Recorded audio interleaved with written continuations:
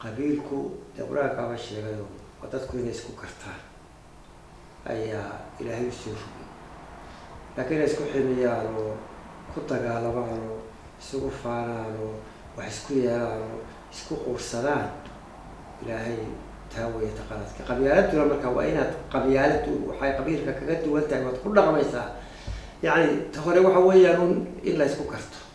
وبركة قفل بكالنتا وحقوا كقوليات كوجات وحرير كاسيلات لكن قبيلته وهتقال أفكا يقعدها والله طبعا أي كرتها وحاطلا يكذبوا مالك الماتا مارتي أنا قاعد أنا يقول بقول هذا كلام يسكير هم وينيس أما بقول هذا كلام قرصته أما أيرلندية يلانجا يوحكشوا تبدو حاسين مشاكل كيان يتقال يقول قبيلة واتا يعني وهذا وقفك كدول ما قبيلة كدول ما قبيل كدول ما حاسي هدو إذن كي هاي وأوكي وي لكن هذا القبيل كان هاي وأعطينا كلام كمان وكفرة واحد دوتين كسوميس يعني قف حقي يسوي كوايا because ما ريري هذيك واحد ريري وكيما ريا يسوي ريري بالكلا وحلوات وقال سينا على القبيل كان هاي وتحسد كدول ما يسا وحق أولي كواسين يسا وهاتنا كلهم كتير ديليسا كتير ديليسا marka I think they were in Gawan ka qabiilka waxa loo soo rogay aan si fiican wali oo saadkay qabiilku mashkalad ma inaad qabiil ka dhalataa mashkalad ma oo marin bayleeda loo xeer bayleeda ilaahay baa quraankiisa ku leeyahay waxa weeyaan in la isku barto wala isku barto shucuub baynahay qabaa'il baynahay waa inaynu saatay ka dhigo isir karaan oo duwata marka hore Afrika iyo Europe iyo America iyo waxa waa qowmiyado marka qabiilku mashkalad ma huwa la isku kartaayo wala isku bartaayo marka qofka shisho u garatana xaqiisa tiiraysa baa marka shisho u garato waxa galay halku kaaga habboon yahay tolba xididba يعني قف كيف تشوف كرر يستطيع ترى حقيسة هي تيريسة مركي قبيل كتاي لكن قبيلات حقيسة تكون تاجت وتكون طول ما يسا واحد حقيسة قوة تيريسة بكوز ورير إديك ما بكوز قبيل كينا ما يقف كون طول ما يسا تأثير وقت التي تي هاي اللي تسكيرالي إلى هاي سبحانه وتعالى. مركي تماد قبيلك قبيلات ما دام سيدا أشرح هذه إنفرا بدن لو يقارنه maxaa keenay inay gasho qabyaaladu xagga guurka oo gabadhii markii wiilku soo doonto loogu diido qabiilka uu ka dhashay aawadiis ama ay ka dhalatay iyadoo aan loo fiirinaynin qofkaan ma yahay qof wax bartay ama diinta islaamka ama sida nabigeena calayhi salaatu wasalaam uu sheego ah in labada qof markay isguursanayso isku fiiriyaan waxyaabaha diinta uga horeyso iyo dhinacyadii kale ee nabigu sheegay maxaa keenay in qabyaaladu marka ay saameyso qaasatan bulshadeena xagga guurka ummadeen waxaan ka warramay dhaqankeenu dee dhanna waa ka wareysaanoo waa kaa takooray ummadda in ka mid la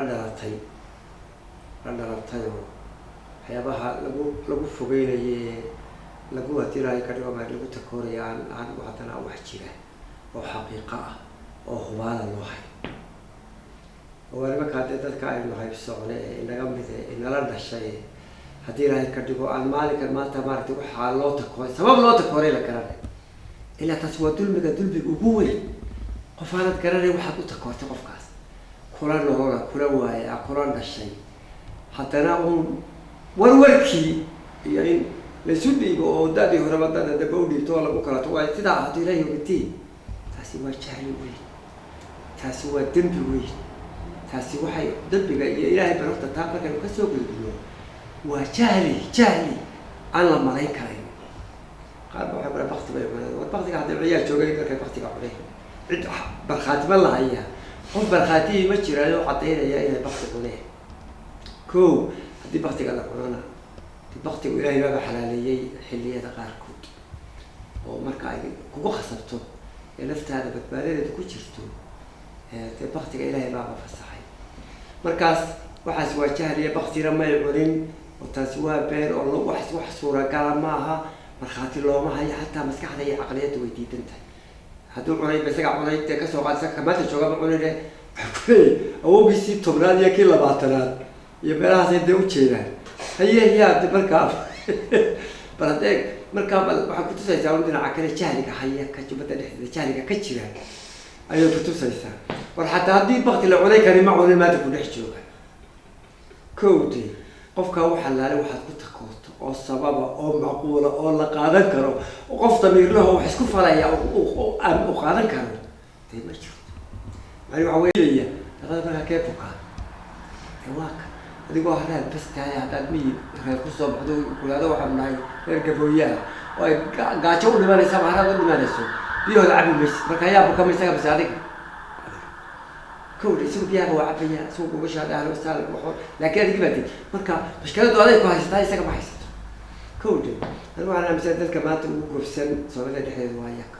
إلى هاي سبب كود يديرها أيوة حكسي سبب كود عن رأي دول مقع ولا يسكاسل وعد كيستين إلى أيوة حكسي كوبرنيمو يا هاي الكودي بكوها جاتي يما كود هو بقول كي بقول سبب كود وادي عم يسوي لك بقول لك عشان نقول ترى أنت تشكو سيني حتى نكون دور ku shaqaysanayee ummadda saa u takoortay dhex jooga aan cidna u cabanay kowdhi marka dee mashkaladaasi boqolaal muddo dheer bay adigu calaa kulli xaal ina dhex taallay imakana markaynu xallin weynay mar walba waxaa lahdaa ilaahay laba ujeedu ka lahaa takoorka waa ka kooda bal iyagaa sawirkooda la eegayay ilaahay dadku markuu intixaamayo mashkalad baa la duldhiga hadee oo intixaam baa looga dhigayo ilaahay wuxuu eegayay bal inay u sabraan mashkaladda oo ku siigayo hadhowto haddii la ka dhigo maaragtay uu ku siigayo haddii la ka dhigo maalinka maanta maaragtay wax ku siigayo fi aakhiro labadaba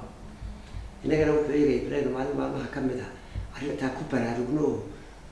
caqligu inagu soo noqdo oo aynu nidhaahno war mashkaladani waa khatare waana halis baynu ku jirnaa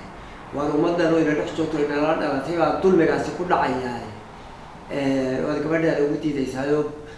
gubashaada ugu diidaysaayo haddii la ka dhigo cuntadiisa ugu diidaysaayo waa in dulmigaas iska dhex qaado marka labadiiba iyagu guta waajibkooda iyo dawaqaasoo sabirkiiba ku jiraan halkii bay taagan yihiin ilaahay ka wasugaya dee inagiina laakiin haddii la ka dhigo iska dhex qaadi weyne laakiin maada inagu iska dhex qaadi weyne ilaahay baa mashkalada halkeeda keenaya guurku maragtii mashkaladaasi jirto waa loo diraa dadkan aan ka hadlaya aynu la dhalanay laakiin sharciga xeerka inta kale xeer bay leedahay wixii iyaga kasoo haray xeer badan hadduu gabadh doonayo haddaan sababo kale imantee xeerku ma ogola in loo diido gabadha laakiin iyago dee sharcigaa goodi ay leeyihiinoo daweynagaa gabdhahii loo diidnay koodii diidnay inaynu guursano inkastoo ogankooda la isku soo dhawaanayayo kii hore kii dhinacana dee bridekii iyo wixii uu ahaa ka baabe oo xoolihii ka baxe oo haddana dib u soo noqday kii kalena kabihii iyo wuxuu tolay iska daayo jaamacado iyo waxbaabay kasoo baxeeno marka labadii baaba iminka waa dhawaan insha allah mashkaladaasi si automatiga ayay u xalismaysaa insha allahu tacaala marka laga soo tago sida aan iriba farqiga u dhexeeya qabiilka iyo qabyaaladda iyo weliba qabyaaladda sida u saameynayso xagga guurka waxaa kaloo jira dhibaatooyin saameeya dadweynaha soomaalida khaasatan dhalinyarada iyo weliba bulshada meelaha iskugu timaado oo ay markaa kaga sheekeeyaan qabyaaladda iyagoo ku kaftamaya waxay kaloo saameysaa qabyaaladda sidaynu wada ognahay xagga siyaasadda iyo xagga qaybsiga qaybaha kala gedisan ama waaxyaha kala gedisan ee dowladaha marka la dhisayo sideba u aragtaa marka qaybsiga xagga qabyaaladda lagu qaybsado xag siyaasadeed iyo weliba xagga kaftanka oo meelaha bulshada looga kaftamo qabyaaladdu adeer hadday jirto waa cudur maaha qabyaaladdu wax kale maahe waxa weeyaan waa cuqdado iyo saxal iyo cudur jira mar hadduu cudur yahayna dee meel walba uu soo gelayahay waa cuduro yani mar walba waa la isticmaalaya mar haddii bahashi jirto kulayaasha fadhiga ee caweysyada ahi la isugu yimaado ayay soo gelaysaa oo ay dhex imanaysaa oo dadkii wada fadhiya haddii la ka dhigo mashkala dhex dhigaysaa yani bahashii mar hadday jirto oo lagu dhaqmayo gole kasta iyo meel kastoo la fadhiya iyo xaalad kastoo jirta adeer bahashii waa la isticmaalaya marka la isticmaalana mar walba waxay kala fogaan iyo kala durubbay iyo dadkii si kala haddii la ka dhigo maalinka maanta si kala durku bay keenaysaa marka bahashu albaabkeeda iska xidh mooyaane si kale oo haddii la ka dhigo maarata bahasha albaabkeeda iska xidh mooyaane mar hadday jirto meel kasta iyo goor kasta iyo waqti kasta waa la isticmaalaya oo waa la isku huruufaya oo waa la isugu faanaya oo waa la isku haddii ilaahay ka dhigo dadka lagaga cadaysiinaya oo haddii xataa inta kunan habsocnamaha inaga dhexdeena ayaa si kala takooro oo laandheeraa jira waxay yidhahdaan iyo laangaabo labadaas inuu cuskanaayo mar walba bahashu inta ayna dhex joogto maalin walba goor kasta iyo goob kasta waa la isticmaalaya. maadaama goob kasta iyo goor kasta la isticmaalayo qabyaaladda oo sidaynu sheegnay ay saameysa xagga siyaasaddii ama guurkii iyo meelaha bulshada iskugu timaado, aadna sharaxday farqiga u dhexeeya qabiilka iyo qabyaaladda, maxaad jeceshahay ugu dambeyntii oo fariina ama tala ah ayaad usoo jeedi lahayd dhammaan dadweynaha ee maanta ku daawanaya, ama aad jeceshaha fariinta aad gaarsiin lahayd waxa ay tahay oo ku saabsan xagga qabyaaladii sida loogu gudbi lahaa? anigu warar aada iyo aada u fara badan baan ka hadlay, goob kasta iyo geed kasta waan kaga hadlay, meelaan joogaba bahashaas anigu kule waxaa inta kasoo horjeeda.